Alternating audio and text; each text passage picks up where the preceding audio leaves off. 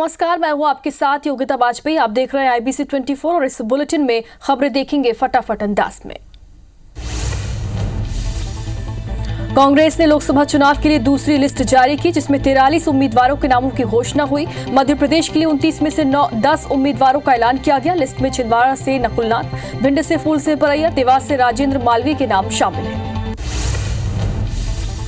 PM Narendra Modi ने अहमदाबाद में 85,000 करोड़ रुपए के रेल प्रोजेक्ट का इनॉग्रेशन किया। उन्होंने देश भर के कई राज्यों से चलने वाली 10 वंदे भारत ट्रेनों को हरी झंडी दिखाकर रवाना किया। इसके बाद उन्होंने साबरमती आश्रम में कोचरब आश्रम का उद्घाटन किया। पीएम मोदी ने अभय घाट में अपने संबोधन में कहा, साबरमती आश्रम 120 एकड़ में फैला था, जो धीरे धीरे अतिक्रमण के चलते 5 एकड़ जमीन में सिमट गया था। एक समय यहाँ छोटे बड़े 63 घर बन गए थे। हमने यहाँ की 55 एकड़ जमीन को मुक्त कराया।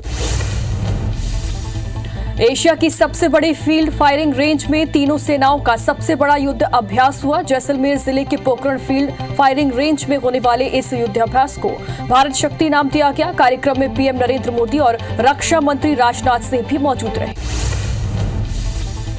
पोखरण में प्रधानमंत्री नरेंद्र मोदी ने कहा, कल ही भारत ने अग्नि 5 मिसाइल का पहला सफल उड़ान परीक्षण किया। दुनिया में बहुत कम देशों के पास ये उन्नत तकनीक है। ये रक्षा क्षेत्र में आत्मनिर्भर भारत की दिशा में एक बड़ा कदम है।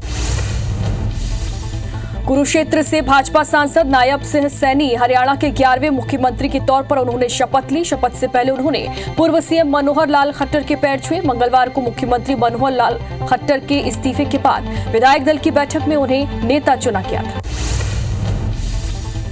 राष्ट्रपति द्रौपदी मुर्मू मॉरिशस दौरे पर हैं। इस दौरान उन्हें मॉरिशस विश्वविद्यालय द्वारा डॉक्टर ऑफ सिविल लॉ की सम्मानार्थ उपाधि से सम्मानित किया गया। सीए के तहत भारतीय नागरिकता के लिए गृह मंत्रालय ने वेब पोर्टल लॉन्च किया। पाकिस्तान, अफगानिस्तान और बांग्लादेश से भारत आए गैर मुस्लिम शरणार्थियों से नागरिकता के लिए आवेदन मांगे गए। पश्चिम बंगाल की मुख्यमंत्री ममता बनर्जी ने सीए लागू होने को लेकर कहा, केंद्र सरकार ने कल सीए लागू किया। मुझे संदेह है कि इनके द्वारा लाया गया कानून वैध है या नहीं, इसे लेकर केंद्र सरकार की स्पष्टता नहीं है। बीजेपी सांसद मनोज तिवारी ने सीए की अधिसूचना जारी होने के बाद दिल्ली के मजनू टीला इलाके में रह रहे पाकिस्तानी शरणार्थियों से मुलाकात की। उन्होंने उन्हें मकान देने का आश्वासन भी दिया। सीएम विष्णुदेव साय कोंडागांव पहुंचे। सीएम साय जंगल यात्रा कार्यक्रम में शामिल हुए। डोंगरगढ़ में एमपी के सीएम डॉक्टर मोहन यादव पहुंचे। यहां उन्होंने मां बमलेश्वरी मंदिर में पूजा अर्चना की। इसके बाद चंद्रगिरी के जैन मुनि आचार्य विद्यासागर की समाधि में विनयांजलि थी। ग्वालियर में पूर्व मंत्री इमरती देवी का दर्द छलका। लोकसभा प्रत्याशी भारत सिंह कुशवाहा की प्रचार बैठक के दौरान इमरती देवी बोली, जब मैं कांग्रेस में थी तब 62,000 से जीत रही थी। बीजेपी ज्वाइन करने के बाद मुझे हार का सामना करना पड़ा। डबरा में हार के बाद भी मैंने बीजेपी के वोट बैंक को बढ़ाया।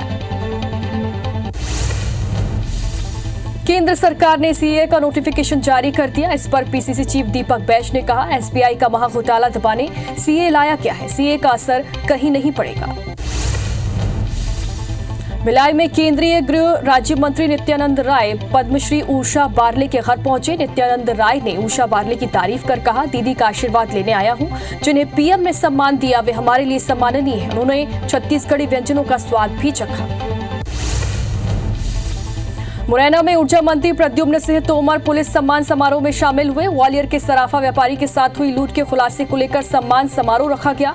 मंत्री ने कहा, दिग्विजय सिंह हिंदुत्व पर गलत बोलने का काम करते हैं ताकि कांग्रेस नेताओं के सामने उनकी अच्छी छवि बनी रहे।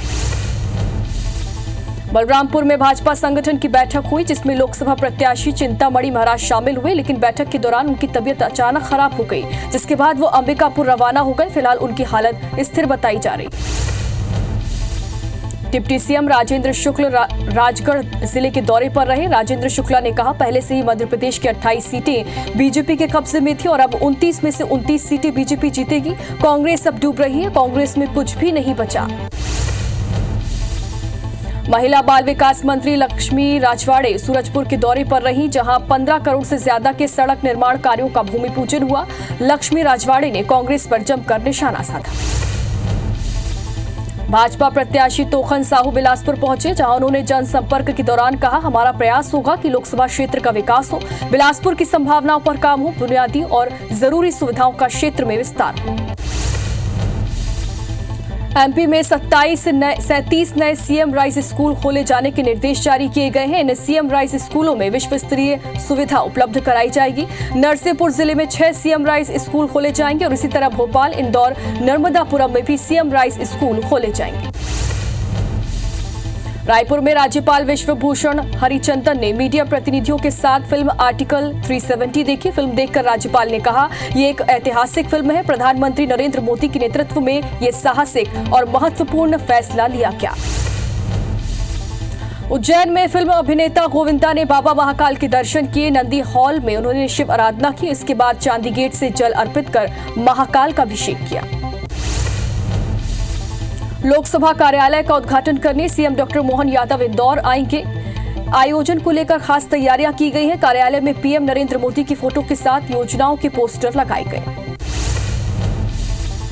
सक्ती में कृषक उन्नति योजना कार्यक्रम आयोजित हुआ, जहां सीएम विष्णुदेव साय के वर्चुअल भाषण के दौरान मात्र 10 से 12 किसान मौजूद रहे।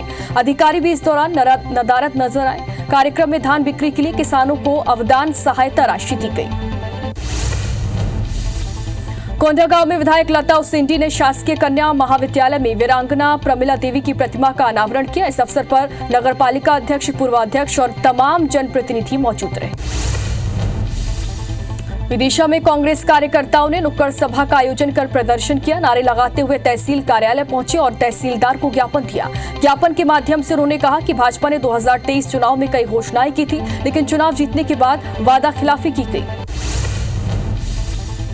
भोपाल में चयनित शिक्षक प्रदेश बीजेपी कार्यालय पहुंचे। प्रदेश भर से बड़ी संख्या में अभ्यर्थी भाजपा कार्यालय पहुंचे। बीजेपी कार्यालय के सामने सुंदरकांड का पाठ किया गया। बड़ी संख्या में पुलिस बल तैनात रहा। बैरिकेड लगाकर शिक्षकों को रोका गया।